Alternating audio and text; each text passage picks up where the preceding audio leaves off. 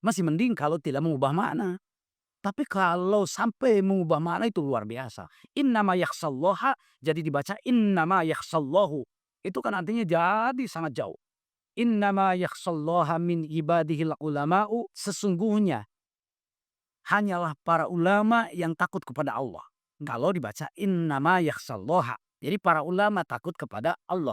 Tapi kalau dibaca innama yakhshallahu min ibadihil ulama'a. Jadi Allah takut pada ulama. Oh, itu jadi mengubah arti melenceng sangat jauh.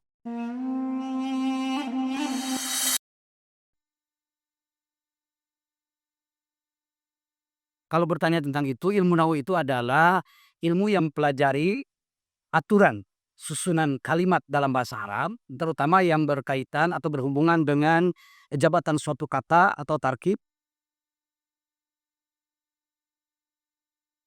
dan mempelajari tentang perubahan harokat akhir kata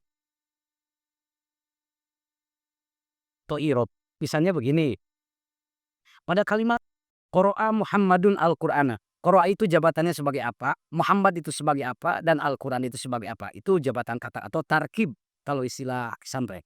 Yang kedua yang dipelajarinya itu adalah tentang perubahan harokat akhir kata. Misalnya begini, mengapa Qur'an itu dibaca qara'a, tidak dibaca qara'u atau qara'i, ya. Muhammadun itu mengapa dibaca Muhammadun, tidak dibaca Muhammadan atau Muhammadin. Terus Al-Qur'ana, mengapa dibaca Al-Qur'ana, tidak Al-Qur'anu atau Al-Qur'ani. Tapi kan di kata lain bisa jadi Muhammadin atau bisa jadi Muhammadan. Misalnya, zurtu Muhammadan, aku mengunjungi Muhammad. Nah, di sana kan dibaca Muhammadan, beda dengan qara'a Muhammadun. Iya. Bisa difahami seperti itu? Jadi, dengan kita mengetahui bagaimana akhir katanya, kita bisa menentukan apakah ini subjek, objek, atau yang lainnya. Ya begitu. Oh, iya. Jadi kita menentukan mana subjek, mana objek, mana predikat bisa dengan melihat harokat. Kalau dibaca Muhammadun berarti sebagai subjek. Kalau dibaca Muhammadan bisa jadi objek. Oh, siap, paham, paham.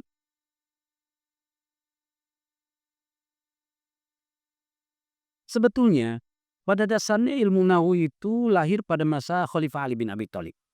Karena pada masa itu kan Al-Quran itu belum ada harokatnya. Bahkan sebelumnya Al-Quran itu tidak dikasih tanda baca. Maka pada masa Khalifah Ali bin Abi Thalib, sebagian masyarakat Islam meminta kepada Khalifah supaya menuliskan rumus-rumus atau aturan-aturan kaidah dasar bahasa Arab untuk menjaga kemurnian atau menjaga keaslian Al-Quran atau hadis yang tidak berharkat tersebut. Maka Khalifah Ali bin Abi Thalib mengutus Abul Aswad Ad-Du'ali supaya menyusun kaidah-kaidah bahasa Arab dasar. Beliaulah yang menyusun pertama kali tentang kaidah ilmu nahwu. Lalu dilanjutkan oleh para ulama nahwu, diantaranya adalah Imam Asy-Syibali. Oh, iya. Jadi untuk memudahkan generasi-generasi selanjutnya untuk lebih bisa memahami Al-Qur'an agar tidak terjadi kesalahpahaman, Ci. Oh, iya. Lalu apa perbedaannya dengan sorof? Soalnya saya pernah juga mendengar ada nahwu, ada sorof. Nah, bedanya antara nahwu dengan sorof itu apa? Satu sisi ada kesamaan. Kesamaannya dalam disiplin ilmu itu adalah salah satu disiplin ilmu dalam bahasa Arab. Tapi perbedaannya, kalau ilmu nahwu itu mempelajari tentang jabatan suatu kata, seperti tadi subjek, predikat atau objek. Sementara ilmu sorof itu adalah ilmu yang mempelajari perubahan kata tersebut. Ya, perubahan kata.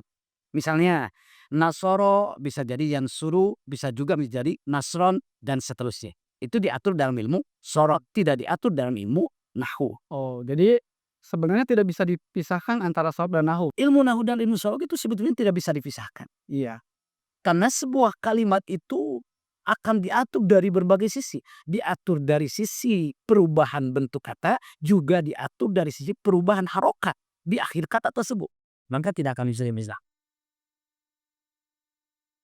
Di zaman sekarang tuh kita terjemahan limpah. Lalu apa urgensinya kita pelajari ilmu nahwu? Memang tidak dinafikan sekarang itu banyak sekali buku-buku terjemahan. Bahkan tulisan-tulisan Arabnya sudah berharokat. Dan itu bagus untuk kita baca. Namun, alangkah lebih baiknya jika kita mengenal, mengetahui, dan memahami ilmu nahwu. Mengapa demikian? Karena tidak menutup kemungkinan dari sekian banyak kitab-kitab yang sudah berharokat. atau bahasannya sudah berharokat, baik itu Al-Quran atau hadis, tidak menutup kemungkinan ada kesalahan penulisan. Misalnya yang seharusnya rofa malah jadi nasob atau khofat. Yang seharusnya nasob malah jadi rofa atau khofat. Nah itulah pentingnya kita memahami ilmu nahu. Jadi ilmu nahu itu tetap penting kita pelajari meskipun buku-buku terjemah, terus kitab-kitab sudah berharta semua, itu tidak menutup kita untuk berhenti belajar ini. Dan untuk lebih memakan bahasa budaya, pattern-nya kosakata Arab dan Indonesia itu kan bedanya jauh banget ya. Tidak semua kata dalam bahasa Arab bisa diterjemahkan dengan sempurna oleh bahasa Indonesia. Memang bahasa itu adalah bahasa yang katanya sangat banyak. Misalnya begini, dalam bahasa Indonesia itu duduk. Dalam bahasa Arab itu ada jalasa dan ada fa'ada. Ya. Jalasa dan qa'ada itu secara umum artinya adalah duduk. Tapi jalasa itu duduknya seperti apa, qa'ada itu duduknya seperti apa. Seperti halnya dalam bahasa Sunda. Dalam bahasa Sunda itu beda dengan bahasa Indonesia. Misalnya, kalau dalam bahasa Indonesia bentuk apapun, cara apapun, namanya terjatuh ya terjatuh. Jatuh. Mau ke belakang, mau ke depan, mau ke samping, jatuh semua.